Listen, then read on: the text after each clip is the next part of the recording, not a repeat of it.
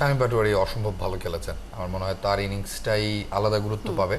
লিটন সম্ভবত 13 ম্যাচ পরে এসে একটা 50 পেলেন, এর মাঝখানে মনে হয় 40 রানের দুটো ইনিংস খেলেছেন, কিন্তু ওই দুটো ইনিংস আসলে খুব বেশি বড় কোনো হেল্প আমাদের হয়নি।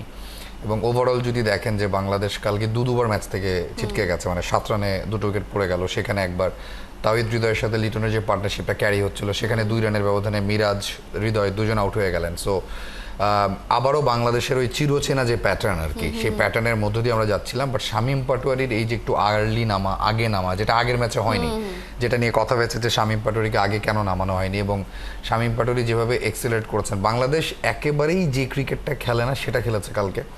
খুবই অদ্ভুত লেগেছে, ভালো লেগেছে অফকোর্স। মানে প্রথম কথা হচ্ছে যে আমরা যে 10 ওভারে, শেষ 10 ওভারে যে 100 করতে পারি, এটা তো আমরা আসলে ভুলে গিয়েছিলাম।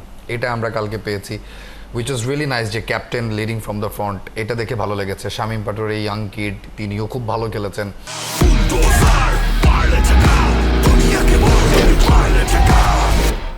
আমরা যদি একটু লিটনের কথাই বলি, লিটনকে নিয়ে আমরা প্রত্যেকেই খুবই হতাশ ছিলাম, প্রত্যেকে, কারণ তার নেতৃত্বে খেলছে, তিনি পারফর্ম করতে পারছেন না। তিনি খুব সম্ভবত তার ক্যারিয়ারের 4 নম্বর বা টি-20-তে গতকাল ম্যান অফ দ্য ম্যাচ হলেন, এবং হওয়ার পরপরই তার সোশ্যাল মিডিয়াতে তার ম্যানেজারই হয়তো আপলোড করেছেন তার এই অর্জনটা নিয়ে। এটা আসলে কতটা যুক্তিযুক্ত? মানে একটা প্লেয়ার এত বছর ধরে খেলছেন, 4 নম্বরবার মাত্র ম্যান অফ দ্য ম্যাচ হয়েছেন, তাকে সোশ্যাল মিডিয়ায় সেটা দিতে হলো। যদি আমরা এটাই দেখতে চাই, শুভমান গিল তো আসলে টায়ার্ড হয়ে যাওয়ার কথা এসব দিতে দিতে। না, আমাদের অর্জনগুলো তো আসলে ওরকমই। মানে ধরেন যে লিটন 10টা ম্যাচ বা 6টা ম্যাচ ধরে ফর্মে নেই, ওই একটা ম্যাচ ভালো খেলেছেন, সো আমাদের মনে একটা লিটনের ছবি গেঁথে আছে যে ঠিক আছে, তাহলে মনে হয় তাকে দিয়ে হবে। কিন্তু আমরা লিটনকে তো দেখছি, সৌম্যকে একটা সময়, লম্বা সময় দেখেছি আমরা, বাকি যার নামই নেবেন না কেন, ঘুরে ফিরে ওই গল্পটা একই, যে ইনকনসিস্টেন্সি। সেটা শুধুমাত্র ব্যক্তি কোনো ক্রিকেটার নয়, টোটাল বাংলাদেশের চিত্রটাই কি সেটা নয়। মানে এখন বাংলাদেশের এই যে একটা সিরিজ চলছে, আপনি কি আমাকে বলতে পারেন যে মোস্তাফিজের দলে জায়গা ফিক্সড আছে? আপনি কি বলতে পারেন তাসকিন পরের ম্যাচটা খেলবে, বা সাকিব খেলবে, বা শরীফুল খেলবে? 11 জনের মধ্যে ক্যাপ্টেন শুধু ক্যাপ্টেন বলে, বাদ বাকি হয়তো কালকে যে ইনিংসটা খেলেছেন শামীম, এছাড়া কারো জায়গায় কি আসলে ফিক্সড আছে? সো বাংলাদেশ দলকে বড় দল হয়ে উঠতে হলে যারা আসলে এখন আসলেই সিনিয়র, আমি লিটনের কথা বলছি বা মিরাজদের কথা বলছি, যারা লম্বা সময় ধরে খেলছেন, তাদেরকে আসলে দায়িত্বটা নিতে হবে। নিশ্চয়ই।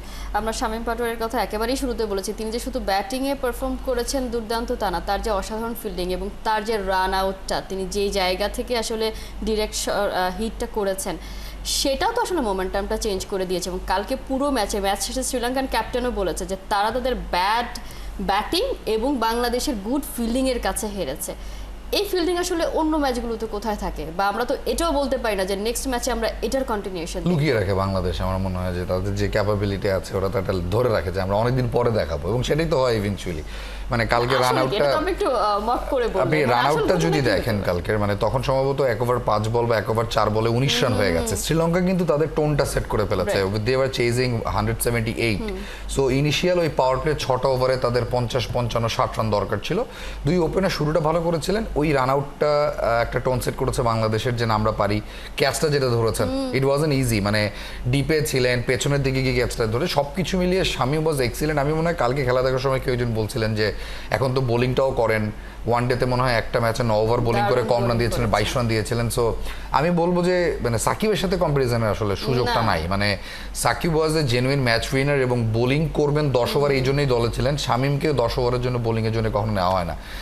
শামীমকে নেওয়া হয়েছে যে পিঞ্চ হিটারের রোলটা প্লে করেন, যদি বোলিংয়ে আমরা শামীমের কাছ থেকে এক্সট্রা কিছু পাই, এটা বেনিফিটেড। আর ফিল্ডিং যেটা করেছেন, আমার মনে হয় শামীম যদি আরেকটু এফোর্ট দেন, তিনি বাংলাদেশ দলের সেরা ফিল্ডার হয়ে যেতে পারেন।